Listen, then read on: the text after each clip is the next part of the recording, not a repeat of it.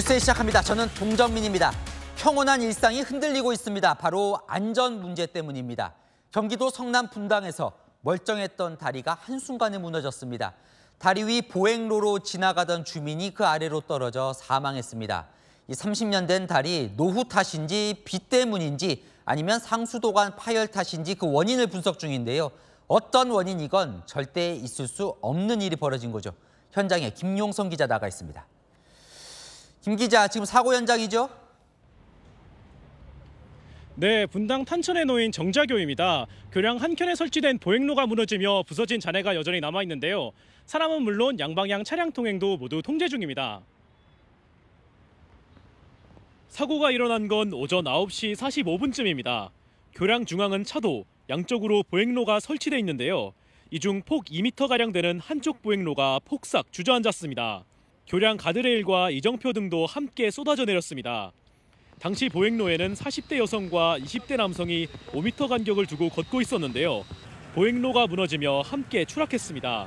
40대 여성은 심정지 상태로 병원으로 옮겨졌지만 끝내 숨졌고 20대 남성은 허리를 다쳐 병원에서 치료를 받고 있습니다. 창문 너머로 다리가 무너진 게 보이더라고요. 심폐소생술을 한다든지 아니면 뭔가를 하고 있는 모습이 있었고. 다리 아래엔 탄천변을 따라 산책로가 조성돼 평소 운동이나 산책을 나온 시민들이 많은데요. 밤새 20mm 넘는 비가 왔고 사고 당시에도 계속 비가 내리고 있어 지나가는 사람이 평소보다 적었습니다. 정자교는 1993년 분당 신도시 조성 당시 건설된 왕복 6차로의 총 길이 108m, 폭 26m 교량입니다. 무너져 내린 보행로는 전체 구간 중 50m가 넘습니다.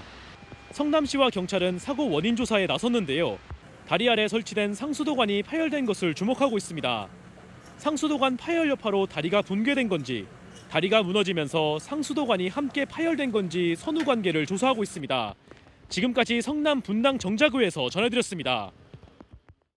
도대체 다리가 얼마나 부실했기에 무너졌을까 싶은데요. 불과 반년 전 점검에서도 이상이 없다는 양호 판정을 받았다고 합니다. 그럼 점검도 부실했던 것 아니냐 이런 지적과 함께 근처 23개 다리는 괜찮은 걸까? 주민들 불안이 커지고 있습니다. 신선미 기자입니다. 갑자기 무너져버린 정자교.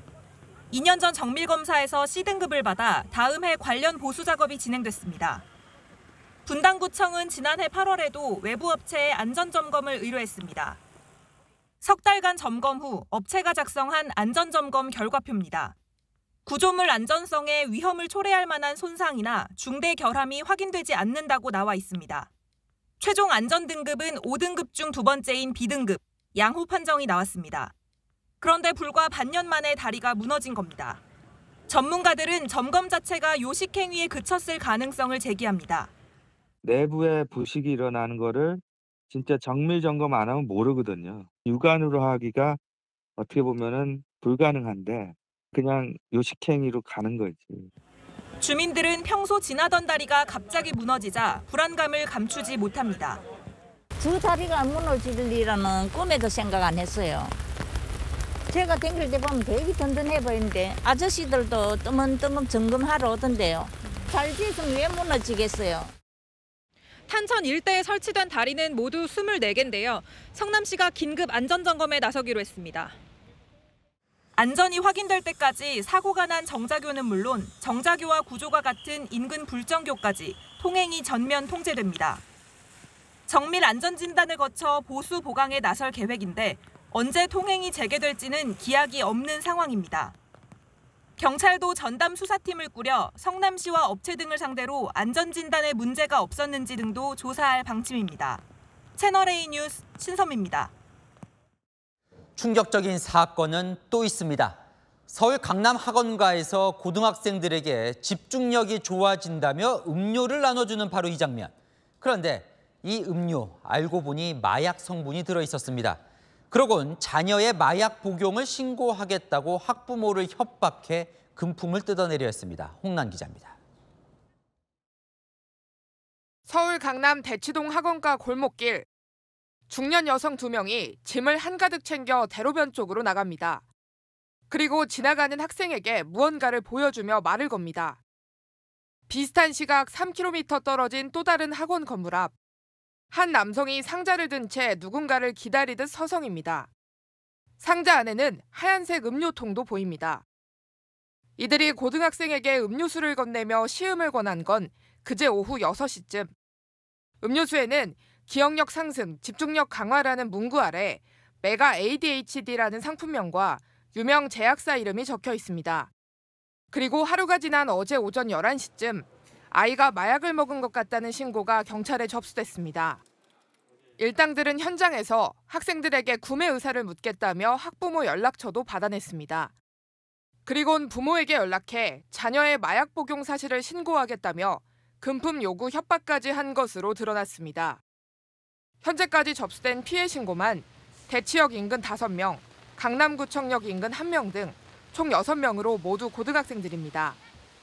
간이검사 결과 필로폰 양성 반응이 나왔고 경찰은 곧장 용의자 추적에 나서 오늘 새벽 동대문구에서 40대 여성 1명을 붙잡았습니다. 이어 오전 10시쯤 언론 보도를 보고 20대 남성 1명이 자수했습니다. 체포된 40대 여성은 경찰 조사에서 마약인 줄 몰랐다, 구인 광고를 보고 아르바이트 지원했다, 지시한 사람이 누군지 모른다고 진술한 것으로 전해졌습니다. 경찰은 이들과 함께 마약 음료를 나눠준 20대, 40대 여성과 배후에서 범행을 지시한 주범을 쫓고 있습니다. 채널A 뉴스 홍란입니다. 마약 음료를 마신 아이들은 괜찮은 걸까요? 우리 아이들 바로 코앞까지 들이닥친 마약에 학부모들이 몸서리를 치고 있습니다. 김정근 기자입니다. 서울 대치동 학원 거리. 고등학생들이 마약 성분이 든 음료수를 건네받은 곳입니다. 자녀가 학원 통학길에 마약 음료수에 노출될 수 있다는 사실에 학부모들은 몸서리를 칩니다. 낯선 사람이 말을 걸고 하면 무조건 피하라고 얘기해야 될 것 같은데 상상하지 못할 너무 범죄들이 엉망하니까 좀 슬픈 현실이지만 그렇게 얘기해야 될 수밖에 없을 것 같아요. 걱정 많이 됐죠. 대학가에서도 알게 모르게 뭐 포장을 예쁘게 한다거나 뭐 그러죠. 뭐 캔디류라든지 이런 게 퍼져 있다는 게 있으니까. 예. 최근 강남에서 40대 여성 납치 살해 사건까지 벌어지면서 학부모들의 불안은 극에 달했습니다.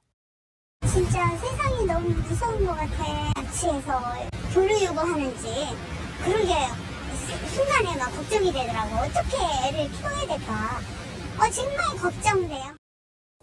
피해 학생들을 상대로 한 간이검사에서 필로폰 양성 반응이 나왔지만 한 차례만 소량 노출돼 다행히 중독 위험은 크지 않다는 게 전문가 의견입니다.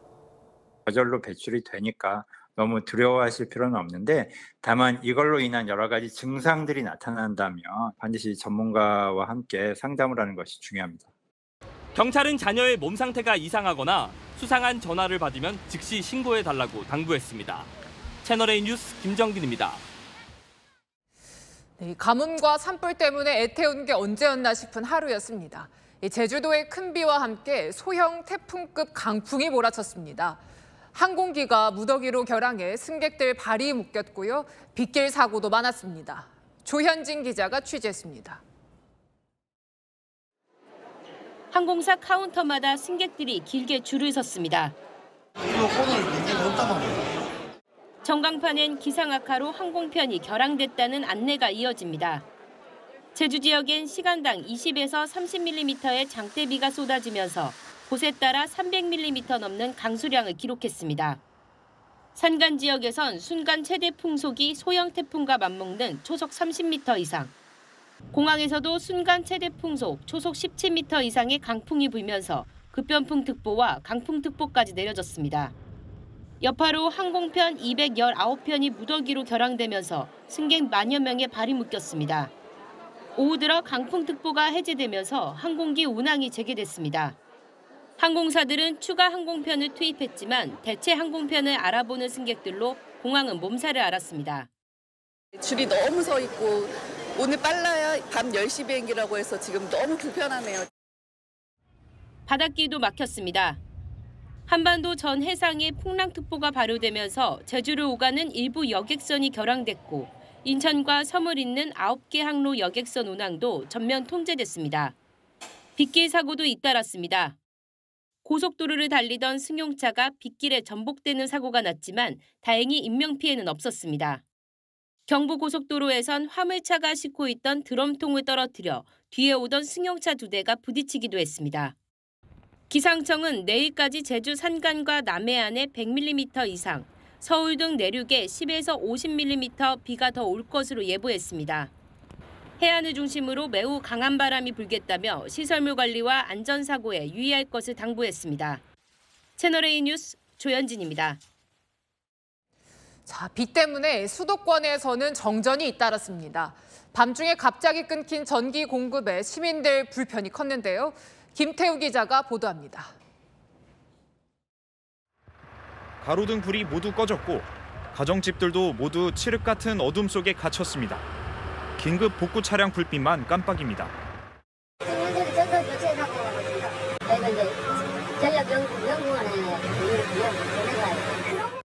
어젯밤 9시쯤 서울 은평구의 800여 가구에 전력 공급이 끊겼습니다. 집에서 컴퓨터 하고 있었는데 갑자기 정전 나가지고 나와보니까 사람들도 다 나와 있더라고요. 여기. 한전과 지자체가 긴급 복구 작업에 나섰지만 정전은 다음 날 새벽 1시 반까지 4시간가량 이어졌습니다. 깜깜하고 손님도 못 받았어요. 현금 결제밖에 안 돼가지고 좀 손님도 당황하고 저도 이제 처음 경험했기 때문에 이런. 비슷한 시각 서울 강남구와 서초구에서도 230가구가 2시간 동안 정전 피해를 겪었습니다. 원인은 빗물이었습니다. 방호관이라고 그 전선 보호하는 거 씌워놓는 것들이 있거든요. 빗물이 이제 그 방호관 안으로 이제 스며드니까 전선이 절연이 된 것 같아요. 경기 안산시 단원구 일대에서는 바람에 날아온 물건에 고압선이 단전돼 주택과 상가 350여 곳이 2시간 30분 동안 정전을 겪는 등 어젯밤에만 수도권 1,300여 가구가 정전 피해를 입었습니다. 한전은 정확한 사고 원인을 규명해 재발 방지 대책을 마련할 방침입니다. 채널A 뉴스 김태우입니다. 산불로 고통받은 마을은 비가 와도 안 와도 걱정이 태산입니다. 이 새카맣게 타버린 민둥산이 혹여라도 무너지진 않을까 산사태 가능성에 노심초사입니다. 김태영 기자입니다. 산불이 휩쓸고 간 마을길, 주변은 53시간 동안 타오른 산불로 나무, 풀, 아무것도 남아있지 않습니다. 속살이 드러난 경사로는 어제 오늘 30mm 넘게 내린 비에 물렁해졌습니다. 지팡이를 짚고 새카맣게 타버린 야산으로 올라가 봤습니다. 걸음을 옮길 때마다 묽어진 토사가 힘없이 무너져 내립니다. 순식간에 덮친 산불 피해로 아직 추스르지 못한 주민들의 마음엔 걱정거리가 하나 더 생겼습니다. 날마다 날씨만 보고 있어요. 지금도 그냥 아침에 왔다 지금도 그거 보느라고. 특히 산 밑에 사는 주민들은 하루아침에 민둥산으로 변해버린 모습을 보고 토사가 무너져 내리진 않을까 노심초사합니다. 이게 무너질까 봐 걱정이죠. 산사태 날까 봐. 딴 게 걱정이 아니라. 곧 다가올 장마, 여름철 폭우가 이어지면 위험성은 더 커질 수 있다고 전문가들은 진단합니다. 어떤 재라든지 코팅된 토양층이 유실되고 씻겨 내려가고 나면 8월달, 9월달 되면은 산사태 위험이 갑자기 높아지게 되는. 홍성 산불은 강풍을 타고 빠르게 번져 진화에 어려움을 겪었습니다. 불이 시작된 지 30분 만에 건너편 야산으로 옮겨붙는 모습이 CCTV에 그대로 잡혔습니다. 당시 발화 지점으로 추정된 곳에선 벌목 작업을 하던 인부 3명이 있었는데 소방당국 등은 이들 3명이 산불과 관련이 있는지 조사 중입니다. 채널A 뉴스 김태형입니다. 트럼프 전 대통령, 미국 건국 이래 처음으로 전직 대통령이 형사재판 피고인석에 앉았습니다. 미국 뉴욕 법원 앞 풍경은 두 동강남 미국 사회를 그대로 보여줬는데요. 그런데 트럼프 전 대통령에게 호재가 될 수 있다는 분석도 나온다고 합니다. 뉴욕 현지에서 이은우 특파원이 취재했습니다. 지지자들에게 주먹을 들어 보인 뒤 법원으로 향하는 트럼프 전 대통령. 유출 우려 탓에 범인 식별 사진인 머그샷 촬영은 생략됐고 수갑도 차지 않았습니다. 재판부는 50분 넘게 성관계 입막음 관련 혐의 인정 여부를 물었으나 트럼프는 무죄라고 답하는 등 단 9개 단어만 입 밖으로 꺼냈습니다. 법원 주변 도로가 통제됐지만 시위대 수백 명이 몰렸습니다. 반 트럼프 시위대는 죄수복을 입은 트럼프로 분장했고 지지자들은 기타 공연을 하거나 국기로 만든 옷을 입었습니다. 법원 바로 앞에 있는 공원입니다. 경찰이 충돌을 방지하기 위해서 차단 시설로 공원을 양쪽으로 갈라놨는데요. 트럼프는 죄가 없다는 지지파와 트럼프를 당장 구속하라는 반대파가 이 차단 시설 너머로 언쟁을 벌이고 있습니다. Please just go play golf until you get put away, so we can have our peace back, and these people over here can come with us, and we can all go forward together. This is politically motivated. It's the weaponization of the justice system by the Biden administration. 법원에서 나온 트럼프는 곧장 플로리다에 있는 자택으로 이동해 지지자들 앞에 섰습니다. 이번 기소가 내년 대선을 앞두고 자신을 겨냥한 현 정부의 선거 개입이라고 주장했습니다. This fake case was brought only to interfere with the upcoming 2024 election, and it should be dropped immediately. 정치 인생 최대 위기를 오히려 지지세 결집의 기회로 삼아 백악관에 재입성하겠다는 전략을 분명히 한 겁니다. 실제 기소 뒤 미국 언론들은 헬기까지 동원해 트럼프의 일거수일투족을 경쟁적으로 보도하고 생중계해 유력 정치인 입장에서는 싫지만은 않은 상황이라는 분석도 나옵니다. 뉴욕에서 채널A 뉴스 이윤우입니다. 트럼프 전 대통령 성추문과 관련해 입막음을 시도했다는 혐의죠. 검찰이 적용한 혐의는 무려 34가지, 다 유죄가 선고되면 최대 136년형이라고 합니다. 검찰의 공소장 내용을 이다혜 기자가 보도합니다. 트럼프 전 대통령과 지난 2006년 혼외 성관계가 있었다고 주장한 성인 영화배우 스토미 데니얼스.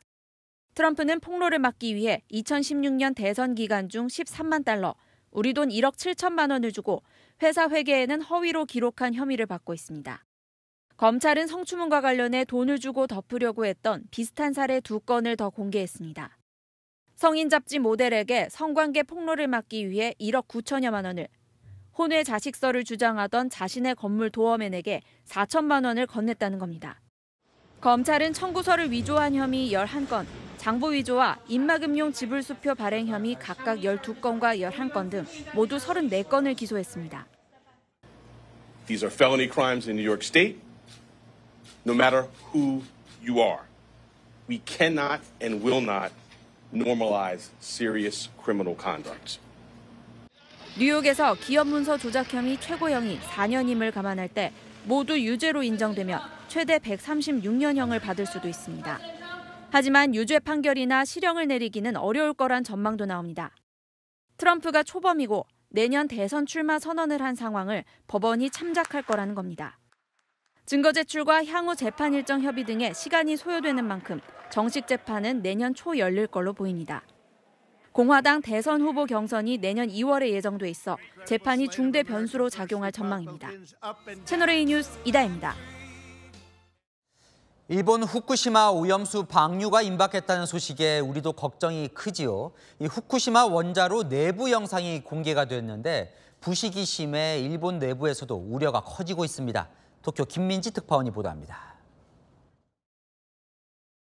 콘크리트 외벽이 녹아내려 철근이 그대로 보이고 곳곳이 부식됐습니다. 바닥엔 해결료 찌꺼기들이 바위처럼 쌓여 있습니다. 후쿠시마 제1원전 1호기 내부 해결료가 들어있던 압력 용기 아랫부분으로 이번에 처음 공개된 영상입니다. 원자로 본체인 압력 용기를 지탱하는 원통형 콘크리트 구조물에 사고 당시 흘러내린 해결료로 광범위하게 손상된 겁니다. 계속된 부식으로 440톤 무게인 압력 용기마저 무너질 수 있다는 우려가 나옵니다. 대단히 농도가 높습니다. 최소한 100배 그리고 많게는 10,000배 이상 원자로 용기가 그대로 가라앉는다면 많은 물이 지하수 쪽으로 흘러 들어갈 겁니다. 사고가 발생한 뒤 12년이 지났지만 도쿄 전력 측은 폐로 작업 착수조차 못하고 있습니다. 今回いろんな情報が得られましたので 일본 정부가 추진하는 오염수 방류가 일본 국민의 이해를 얻지 못했다는 답변은 절반을 넘었습니다. 3.11 の事故があってからやっぱり原発に関して改めて国民が敏感になっている部分はあると思うので正直不安は大きいと思います。 2011년 후쿠시마 원전 폭발 사고 이후 도쿄전력은 12년이 지난 지금도 무너진 원전 내부에서 해결료 잔해를 꺼내지 못하고 있습니다. 이런 가운데 일본 정부는 조만간 오염수 해양 방류를 시작할 계획입니다. 도쿄에서 채널A 뉴스 김민지입니다. 윤석열 정부는 후쿠시마 오염수 방류와 관련해서 한국 전문가가 참여하는 과학적 검증을 조건으로 내걸었습니다. 문재인 정부 때와 큰 차이가 없습니다. 그런데도 야당은 현 정부를 비판하면서 내일 후쿠시마 원정을 떠납니다. 이들에게 왜 입장이 달라졌냐는 기자 질문이 나왔는데요. 뭐라고 답을 했을까요? 유주은 기자입니다. 민주당 후쿠시마 오염수 방출 저지 대응단 소속 의원 4명이 내일 일본을 방문합니다. 1박 3일 일정으로 오염수 방류에 대한 현지 여론을 확인하고 검증 자료 요청을 할 계획입니다. 민주당은 정부와 여당이 방류를 막아야 한다고 주장합니다. 하지만 윤석열 정부가 방류 조건으로 내건 3가지 원칙은 문재인 정부 당시 정의용 외교장관이 내건 원칙과 크게 다르지 않습니다. 이 3가지 여건이 마련되고 또 우리가 볼 때 IAEA 기준에 맞는 그 적합성 절차에 따라서 된다면 저희가 굳이 반대할 건 없다고 봅니다.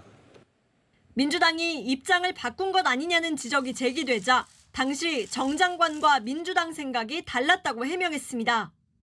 정의용 장관 개인의 입장이었다고 그 당시에도 우리 당에서는 정의용 장관의 태도에 대해서 엄중하게 저희가 발언을 다음부터 조심할 것을 요구를 했었고. 일본 현지에서는 갑작스러운 방문이 난감하다는 상황.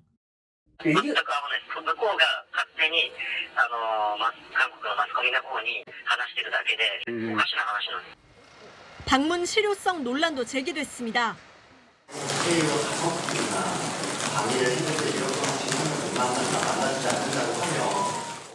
저희는 이제 하다 안 돼서 이렇게라도 야당의 한계가 있음에도 불구하고 뭐라도 하겠다 이렇게 말씀을 드리는 거고.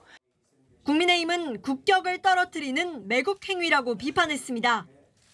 채널A 뉴스 유주은입니다. 정부와 여당이 학교폭력, 학폭 근절 방안을 내놨습니다. 학폭 가해자들은 수시든 정시든 대학 입시 때 불이익을 받도록 기록을 보존하기로 했습니다. 더 나아가 취업까지 불이익을 주는 방안을 검토 중인데요. 자, 이 취업까지 문제 삼을 거냐? 이 부분은 의견이 좀 갈리는 것 같습니다. 여러분 생각은 어떻습니까? 홍지은 기자입니다.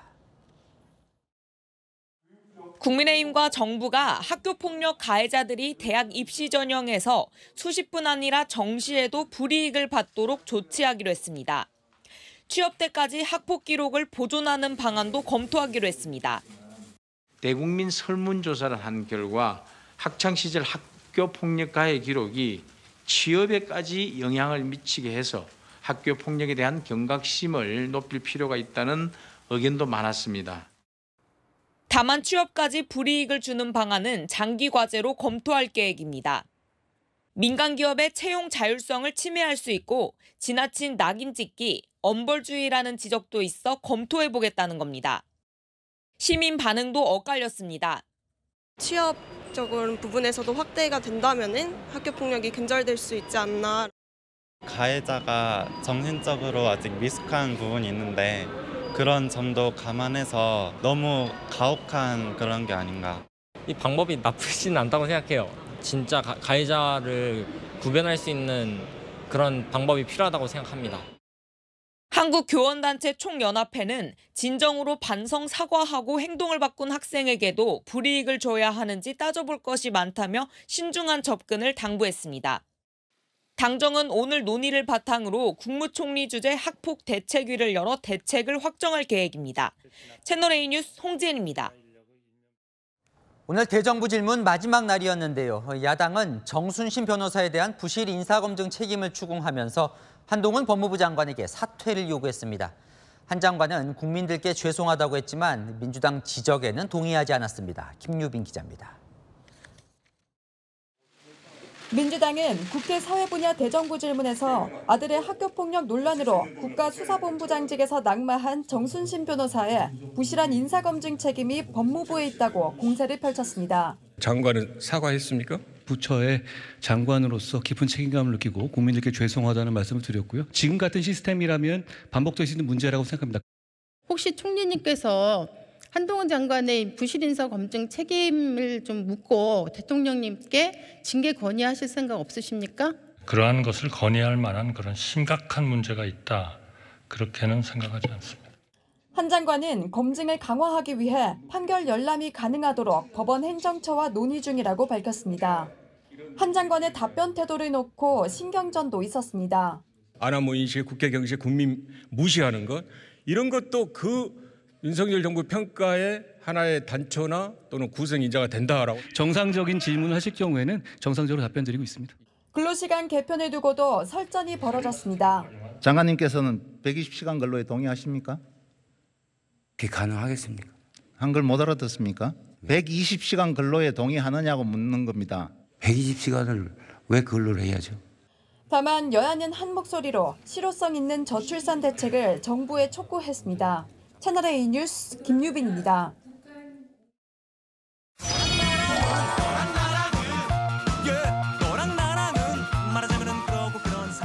여랑야랑 정치부 김민지 기자와 함께합니다. 첫 번째 주제 보겠습니다. 조수진 국민의힘 최고위원 발언이 종일 시끌시끌합니다. 네, 밥 한 공기를 다 먹어서 비우자라는 발언인데요. 국민의힘 민생특별위원회인 민생119의 위원장을 맡고 있는 조 최고위원의 발언 직접 들어보시죠. 남아도는 쌀 문제가 굉장히 지금 가슴 아픈 현실 아닙니까? 그렇다면은 밥 한 공기 다 비우기 이런 것들에 대해서도 우리가 논의를 한 거예요. 여성분들 같은 경우에는 다이어트를 위해서도 밥을 잘 먹지 않는 분들이 많거든요. 자, 그러니까 대통령이 양곡법 개정안에 대해서 거부권을 행사한 상황에서 그럼 국민의힘은 무슨 추가 대책이 있느냐라고 물으니까 이제 저 대답을 한 거예요. 네, 쌀 소비를 늘려서 농민을 돕자는 취지였지만 여야 모두의 비판 대상이 됐습니다. 쌀값 대책으로 밥 한 공기 다 먹기? 정말입니까? 신중하지 않을 뿐만 아니라 너무 경박스럽다. 정말 황당무계한 발상이어서 뭐라고 표현을 못하겠어요. 네. 시대별 밥그릇 비교 사진은 또 뭘까요? 이준석 전 대표는 1940년대 밥 공기 크기로 가면 더 많은 밥을 남기고 더 많이 버려서 해결될 것이라고 비꼬았고요. 차라리 먹방 유튜버가 당대표를 하는 게 낫다거나 아예 밥그릇을 2배로 만들라고 하지 그랬냐 같은 당내에서도 비판이 나왔습니다. 그게 무슨 대책이 되겠습니까? 그냥 국민들이 공감할 수 있는 정책이 이어야 되는데 본인이 그런 뜻으로 말씀한 건 아니라고 저는 생각합니다. 희화되고 있는 건 아니죠. 이제 논의를 시작했는데. 조수진 최고위원 입장도 들어보시죠. 아이디어를 우리가 주고받은 겁니다. 밥을 너무 먹지 않으니까 이 쌀에 대한 인식을 제고시키고 밥을 남김없이 먹자라는 게 어떻게 막말인가요? 이것을 정쟁화하는 것, 이것은 저는 심판받을 거다 이렇게 생각합니다. 네, 다음 주제 넘어가 보겠습니다. 강기정 광주시장이 난처한 얼굴을 하고 있어요. 네, 민주당 강성 지지층에게 비판을 받고 있는데요. 김건희 여사에게 시 주최 행사인 광주 비엔날레에 초대한 것으로 전해졌기 때문입니다. 지난 2018년 김정숙 여사가 광주 비엔날레 개막식 축사를 했듯이 홍보를 위해서 영부인을 초청했거든요. 네, 뭐 충분히 할 수 있는 제안 같은데 광주시장 왜 저러냐. 당 내부에서는 비판이 많다고요. 이재명 대표의 팬카페에서는 수박 인증이냐, 뭐 정치 생명 끝이다 이런 비판이 달렸고 지도부도 논란을 부추겼는데요. 그 강기정 시장이 와주시면은 좀 빛이 나겠다 이런 맥락으로 이야기를 뭘 빛이 나? 빛이 가리지. 그거는 실언인 것 같아요. 윤석열이나 김건희나 오면 그 도움이 돼요? 안 되지? 저는 김 여사는 이번 광주 비엔날레 개막식에 참석하지 않을 것으로 전해집니다. 뭐 그러고 보면 김 여사와 웃었다면서 비판받은 인물 있죠. 네, 윤 대통령 취임 만찬장에서 윤호중 당시 민주당 비대위원장이 김 여사 앞에서 이렇게 활짝 웃는 모습에 강성 지지자들은 뭐가 그렇게 좋으냐, 기가 막힌다 이렇게 비판을 했었죠.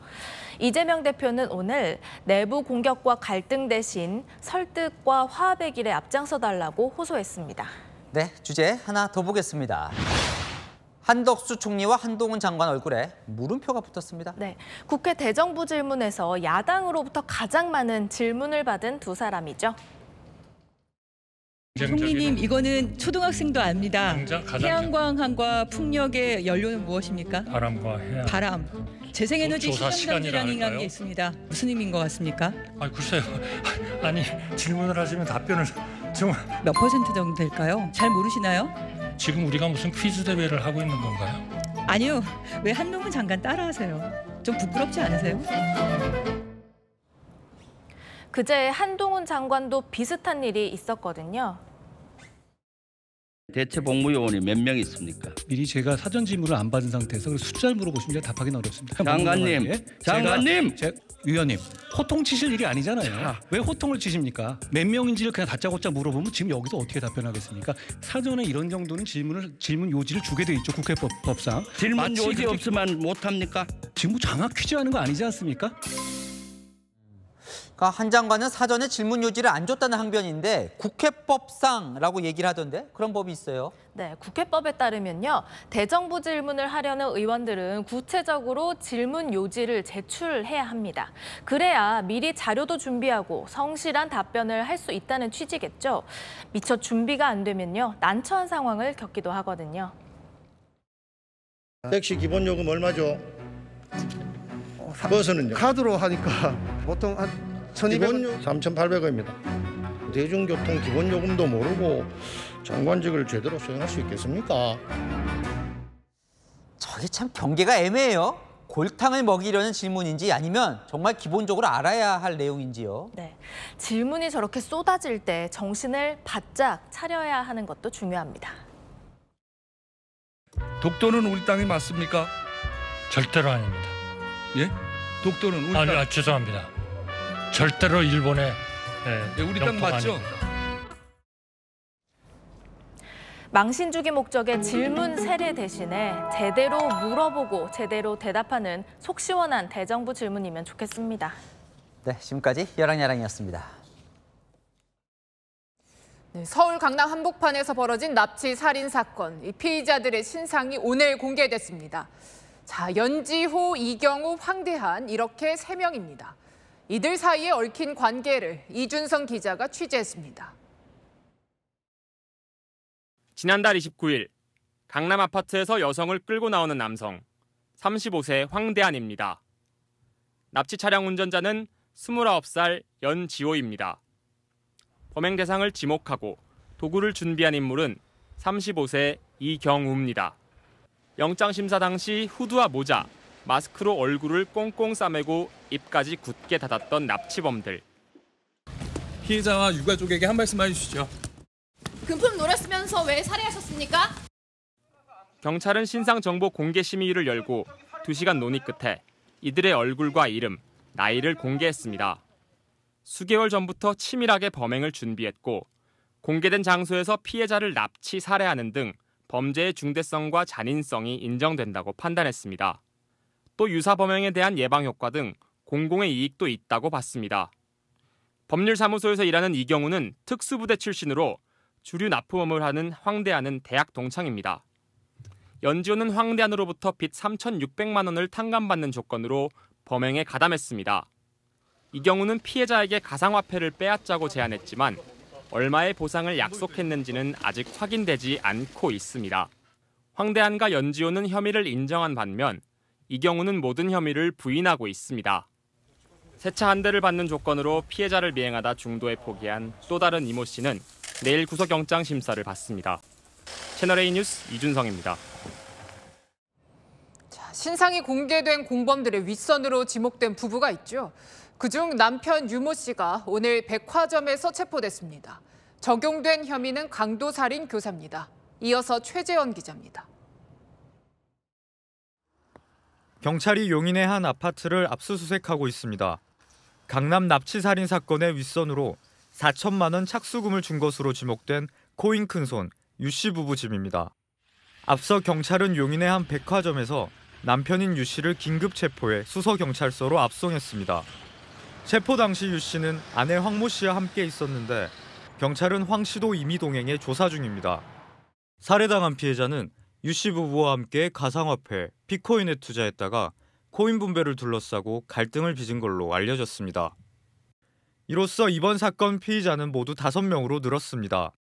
다만 납치 살해한 황대한과 연지호, 범행을 지시한 이경우는 강도살인과 사체유기 혐의지만 오늘 체포된 윗선 유 씨에게는 형량이 더 센 강도살인교사가 적용됐습니다. 경찰은 이들 외 5명에게 추가로 출국 금지 조치를 내리는 등 공범과 배후 조사에 속도를 내고 있습니다. 또 범행 당시 행적도 보다 구체적으로 드러났습니다. 황대한과 연지호는 당일 새벽 2시 반에서 3시 사이 대청댐에 도착한 것으로 확인됐습니다.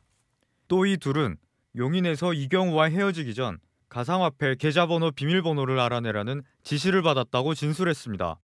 피의자들은 이 과정에서 마취제가 들어있는 주사기를 사용했다고 말했습니다. 피해자가 이때까지는 살아있었을 가능성이 있는 겁니다. 하지만 피해자의 시신이 유기됐다고 알려진 새벽 6시까지 행적은 여전히 알 수 없는 상황. 경찰은 피해자 사망 시점을 부검과 피의자 추가 행적 조사를 통해 밝힐 예정입니다. 채널A 뉴스 최재원입니다. 오늘 서울 도심에선 전기차 택시가 느닷없이 자동차 전시장으로 돌진했습니다. 날벼락 같은 사고에 5명이 다쳤습니다. 백승현 기자입니다. 서울 강서구의 사거리. 자동차 매장이 전면 유리 없이 뻥 뚫려 있고 택시 한 대가 완전히 부서진 채 서 있습니다. 매장 안 전시 차량들도 여기저기 찌그러졌습니다. 오늘 낮 1시 반쯤 70대 운전자가 몰던 전기차 택시가 자동차 매장으로 돌진하는 사고가 발생했습니다. 저는 과속하는 차인 줄 알고 그냥 봤는데 한 1초 뒤에 바로 이쪽에 꽝 소리가 나더라고요. 그래서 급하게 뛰어나가는데 이제 이쪽에 유리 파편이 다 튀어 있는 상태였고. 이 사고로 택시기사와 매장 직원 등 4명이 다쳐 병원으로 옮겨졌지만 생명에는 지장이 없는 걸로 전해졌습니다. 무방비 상태에서 손님하고 저 소파에 앉아서 이야기하는 도중에 이제 차가 들어왔어요. 유리 파편이 얼굴에 스쳐가지고 지금 119 타고 병원에서 치료받고. 택시는 사고 직전 100여 미터 떨어진 골목길에서도 오토바이를 들이받는 사고를 냈고 오토바이 운전자도 부상을 입어 병원에서 치료를 받고 있습니다. 목격자들은 택시가 오토바이를 들이받은 뒤에도 속도를 줄이지 않은 채 돌진했다고 말합니다. 택시가 그래서 받았어요. 근데 정상적으로 받으면 이게 서야 되는데 더 빨라지는 거예요. 받고 나서 밀고 나온 거예요. 경찰 조사 결과 운전자는 음주 상태는 아니었던 걸로 전해졌습니다. 경찰은 운전자와 목격자를 상대로 정확한 사고 경위를 조사하고 있습니다. 채널A 뉴스 백승현입니다. 건물 10층에서 가스배관을 타고 도망치던 겁없는 절도범이 붙잡혔습니다. 지난달에 남의 집을 털었는데 당시에도 방범창을 타고 올라갔습니다. 공국진 기자입니다. 광주의 한 주상복합 오피스텔 앞 도로. 검은색 옷차림을 한 남성이 파이프관을 붙잡고 내려오더니 쏜살같이 달려갑니다. 이를 지켜보던 한 시민이 손가락으로 남성이 달아난 방향을 가리키고 또 다른 남성 2명이 뒤를 쫓습니다. 달아난 남성을 쫓는 이들은 다름 아닌 형사들. 도망친 남성은 5분 뒤 형사들에게 붙잡혀 검은색 승합차에 오릅니다. 그때는 내가 그 밖에 나가갖고 봤을 때는 이미 수갑을 채워갖고 데리고 나왔을 때. 붙잡힌 남성은 지난달 3일 광주의 한 아파트 2층에 방범창을 타고 침입해 180만 원 상당의 귀금속을 훔쳐 달아난 절도범이었습니다. 한 달여 동안 CCTV를 분석하며 추적해온 경찰이 은신처까지 포위망을 좁혀오자 절도범이 위험천만한 도주국을 벌인 겁니다. 남성은 10층에서 가스배관을 타고 상가 옥상으로 내려왔는데요. 다시 완강기를 타고 지상까지 내려온 뒤 골목길로 달아났습니다. 10층에서 1층까지 내려오기까지 채 10분이 걸리지 않았습니다. 그래가지고 타더니 3층까지 내려와가지고 완강기 타고 또 내려가고 밧줄로 이리 갔다 저리 갔다 하고 119도 부르고 그랬어. 이전에도 절도 혐의로 수감됐던 남성은 지난해 5월 만기 출소한 뒤 또다시 범행을 저지른 것으로 드러났습니다. 경찰은 남성에 대해 구속영장을 신청하고 여죄를 추궁하고 있습니다. 채널A 뉴스 공진입니다. 앞서도 전해드린 마약 확산을 막으려면 적절한 처벌은 필수이겠죠. 대마를 상습 투약한 남양유업 창업주의 손자가 1심에서 징역 2년을 선고받았습니다. 초범인데도 집행유예가 아닌 실형이 선고된 이유는 뭐였을까요? 손인혜 기자입니다. 하얀 비닐봉지를 들고 승용차에 타는 40대 남성. 잠시 후 조수석에서 내리는 이 남성 손에는 돈이 든 봉투가 들려 있습니다. 대마를 팔고 판매 대금을 챙겨 나오는 이 남성. 남양유업 창업주의 손자 40대 홍모 씨입니다. 구속 상태로 재판에 넘겨진 홍 씨에 대해 오늘 1심 재판부는 징역 2년의 실형을 선고했습니다. 약물 중독 재활 프로그램 40시간 이수와 3,510만 원 추징 명령도 내렸습니다. 홍 씨가 초범이지만 단순 투약자가 아니라 대마 유통에 가담했다며 엄벌할 필요가 크다는 게 이유였습니다. 재판부는 홍 씨가 장기간 여러 사람에게 상당량의 대마를 팔았고 대마 매수를 적극 권하기도 했다고 지적했습니다. 검찰 수사 결과 홍 씨는 지난해 5명에게 총 16차례 액상 대마를 팔았는데 구매자 중에는 금융사 회장 사위와 전직 경찰청장 아들 등 유력층 자제가 여럿 있었습니다. 본건은 서로 인적 관계로 얽혀 있는 상황으로 자신들만의 마약 카르텔을 형성하여 홍 씨는 지난 재판에서 혐의를 인정하며 아버지 역할을 하게 해달라고 호소했지만 실형을 피하지 못했습니다. 홍 씨는 필로폰 상습 투약으로 징역형을 받은 남양유업 창업주 외손녀 황하나 씨와 사촌 사이입니다. 채널A 뉴스 손인혜입니다. 요즘 서울 도매시장에 사람들이 몰리고 있다고 합니다. 그래서 저희 안보겸 기자가 시장에 가보니 실제로 원정 장보기를 온 지방 주민들이 많았습니다. 치솟는 물가에 한 푼이라도 아끼려는 거죠. 함께 보시겠습니다. 서울의 한 전통시장. 농산물을 도매나 소매로 살 수 있는 곳입니다. 허리까지 오는 장바구니 캐리어를 끌거나 큼직한 배낭을 맨 사람들이 심심치 않게 보입니다. 한 푼이라도 싸게 장을 보려고 온 사람들. 2시간 남짓 거리에서 온 소비자도 있습니다. 차 타고 서울에서 내려서 지하철 타고 왔어요. 1시간 반이면 되지 않나요? 국내에서 사시는 것보다 한 저렴한 게 얼마나 저렴한 것 같으세요? 5천 원 차이 나지 않나? 오이, 고추, 상추와 깻잎 가격을 비교해보니 대형마트보다 품목별로 30에서 50% 저렴합니다. 예를 들어 싼 품목만 골라 5만 원어치 장을 볼 경우 적어도 15,000원을 아낄 수 있는 겁니다. 이렇다 보니 고물가 시대에 먼 데서 온 원정 장보기족이 부쩍 늘었습니다. 수원, 의정부, 분당, 인천, 다 오시죠. 한 1,000원에서도 오세요. 전철 타고. 시장 캐리어 큰 거, 그런 거 끌고 오시고, 배낭 큰 거 메고 오시고. 충남 천안에서 지하철을 타고 오면 왕복 6,100원이 들지만 교통비를 감안해도 남는 장사기 때문입니다. 교통비도 들고 하는데 그런데도 이렇게 오시는 그게 거예요? 빠지니까 싸고 이러니까 물건도 좋고 그래서 이제 온 거지. 모든 게 다 물가가 다 올랐잖아요. 지하철 무료 승차가 가능한 65세 이상에겐 더 이득입니다. 한 푼이라도 저렴하게 물건을 사기 위한 소비자들의 고군분투가 이어지고 있습니다. 채널A 뉴스 안보겸입니다. 학교 분교하면 지방 시골에 있는 것들로 보통 생각하죠. 이제 서울에서도 분교를 검토하고 있습니다. 그 이유가 무엇인지 김단비 기자가 취재했습니다. 이번 학기부터 폐교한 서울 화양초등학교입니다. 전교생이 80여 명으로 줄면서 개교 40년 만에 문을 닫았습니다. 화양초를 비롯해 서울에 있는 학교 4곳이 학생들이 줄면서 문을 닫거나 통폐합됐습니다. 반대인 곳도 있습니다. 영등포구 대방초등학교는 뉴타운 개발로 학생 수가 2년 새 2배인 1,300여 명으로 늘었습니다. 학생들이 갑자기 늘면서 임시 교실까지 운영 중입니다. 뉴타운이라서 그 이후로 좀 과밀됐거든요. 1, 2, 3학년은 10개, 11개 반으로 알고 있습니다. 많은 편이죠. 한쪽에선 저출생과 인구 유출로 폐교 위기를 맞고 다른 쪽에선 재개발 등으로 학생이 몰리고 있는 겁니다. 이런 불균형을 해소하기 위해 서울에서도 분교가 추진되고 있습니다. 서울시 교육청이 최근 TF팀을 가동해 이른바 서울형 분교 설립을 검토 중입니다.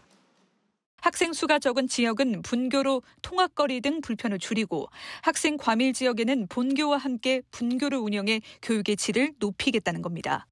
강남처럼 과밀화된 지역이 나올 수도 있고 애들이 점점 줄어들어가는 학교가 나올 수도 있고 폐교하는 대신에 거기를 분교를 운영하는 점. 하지만 현행법상 학교를 세우기 위해선 인근 가구수, 운동장 넓이 등의 요건이 까다로워 법 개정이 뒤따라야 합니다. 서울시 교육청은 6개월 동안 연구 검토를 거쳐 하반기 서울형 분교 모델을 발표하고 국회와 정부에 정식 건의할 계획입니다. 채널A 뉴스 김담비입니다. 현대차는 지금 미국에서 글로벌 완성차 업체들과 치열한 가격 경쟁 중입니다. 여기서 정말 중요한 요소인 보조금을 미국에서 생산되는 현대차의 GV70이 못 받게 됐습니다. 왜 그런 걸까요? 이민준 기자가 설명하겠습니다.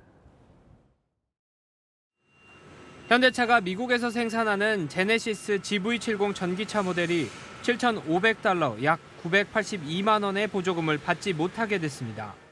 보조금을 받으려면 자동차를 북미에서 최종 조립해야 하고 배터리 부품의 50% 이상을 북미에서 생산하고 배터리 핵심 광물의 40% 이상을 미국과 FTA를 체결한 나라에서 추출 가공해야 합니다. 현대차는 IRA 보조금을 받기 위해 엘라바마 공장의 일부 라인을 전기차용으로 전환해 2월부터 생산하고 있습니다. 하지만 SK온에서 만든 배터리가 세부 요건을 충족하지 못했습니다. 배터리셀을 중국에서 만들기 때문에 부품 요건을 만족하지 못하고 협력사에서 받아오는 광물도 세부 요건을 만족하지 못한 겁니다. SK온이 미국 조지아 공장을 운영하고 있지만 이 물량은 폭스바겐과 포드로 갑니다. 미국 시장에서 테슬라와 포드가 보조금에 힘입어 공격적으로 가격을 인하하는 만큼 현대차는 발등에 불이 떨어졌습니다.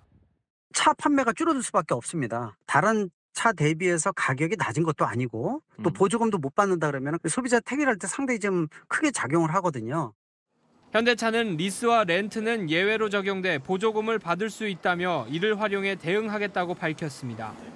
SK온 관계자는 내년엔 보조금을 받을 수 있도록 현대차와 방안을 검토 중이라 말했습니다. 정부는 보조금 신청 과정에서 기업 애로 사항을 최소화하도록 미국과 협의할 계획입니다. 채널A 뉴스 이민준입니다. 네, 스피드가 핵심인 레이싱 대회에서는 차량의 타이어가 중요하죠.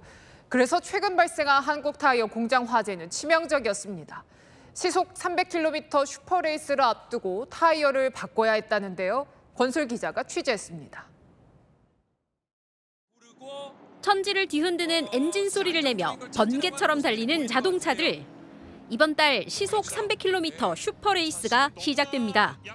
레이싱의 매력은 뭘까? 엄청난 중독, 엄청난 그 흥분과 그리고 이제 공포, 저희 같은 경우 이제 즐기죠 좀. 어느 정도 스피드일지 직접 타봤습니다. 아, 잡아야 돼요? 안 잡으면 어떻게 되나요? 많이 흔들리죠. 엄청난 속도에 몸을 가누기도 쉽지 않습니다. 살살하신 거예요? 50%예요. 흔들리는 차 안에서 0.1초의 사투를 위해 체력은 필수. 저중량으로 반복하는 서킷 트레이닝을 해요. 뭐 헬멧으로 목을 트레이닝한다던가. 지금 막 주행을 마치고 들어온 차량인데요. 바퀴 옆에서 밥솥에서 김이 나는 것처럼 뜨거운 열기가 올라오고 있습니다. 한여름에는 실내 온도가 70도까지 올라간다고 합니다. 재사용이 불가한 타이어는 한 번 교체하는 데만 수백만 원. 레이스의 전체 판도에 결정적일 만큼 지난달 발생한 한국 타이어의 공장 화재는 험난한 난관이 됐습니다. 그 레이스카에서 뭐 그 랩 타임을 뽑는 데 있어서 타이어가 거의 한 70% 비중을 차지하기 때문에 드라이버들한테는 굉장히 큰 좀 변화가. 화재로 레이싱 타이어를 포함해 완제품 21만 개가 탔습니다. 급기야 한국 타이어를 사용한 지난 시즌 우승팀은 이번 출전을 포기했습니다. 출전을 해도 적응하기 쉽지 않습니다. 이렇게 막 회전해서 굴러갈 때 느낌이 되게 가볍고 어떤 타이어는 되게 무겁고 적응하는 데 시간이 필요하고 그러니까 결국엔 선수가 타이어에 맞춰가야 되는 거거든요. 새로운 난관을 헤치고 버텨낸 불꽃 튀는 슈퍼레이스. 오는 22일 개막합니다. 채널A 뉴스 권솔입니다. 식목일이자 절기 청명인 오늘 전국에 단비가 내렸습니다. 내렸다 그쳤다를 반복하면서 내일까지 이어질 텐데요. 경남권은 5에서 20mm가 내리겠고 서울 등 그 밖의 전국은 5mm 안팎으로 활동하는 데 큰 불편은 없겠습니다. 다만 바람에 주의가 필요합니다. 내일 오전까지 전국에 초속 20m에 달하는 매우 강한 바람이 불겠고요. 특히 남해안과 경상권 동해안, 경북 북동 산지에는 초속 30m 이상의 소형 태풍급 바람이 예상됩니다. 바다 날씨도 좋지 못합니다. 전해상으로 높은 물결이 일겠고 곳곳으로는 짙은 안개가 예상돼 항공기나 선박 이용객들은 미리 운항 정보를 확인하셔야겠습니다. 내일 비가 그치고 찬 공기가 유입될 텐데요. 서울과 대전, 대구 10도로 출발해서 한낮에는 서울 12도, 광주는 13도에 그치겠습니다. 토요일에는 아침 기온 3도까지 뚝 떨어지겠습니다. 날씨였습니다. 서울 한복판 대로변 아파트에서 납치가 될 수 있다니. 학원 앞에서 내 아이에게 누군가가 마약을 줄 수 있다니. 매일 지나가던 다리가 무너질 수도 있다니. 범죄 영화나 재난 영화에서 등장할 법한 일들이 주변에서 벌어지고 있습니다. 대한민국 일상이 공포가 되어서는 안 되겠죠. 치안과 안전에 빨간불이 켜졌습니다. 마침표 찍겠습니다. 영화보다 잔혹한 현실. 뉴스에 마칩니다. 감사합니다.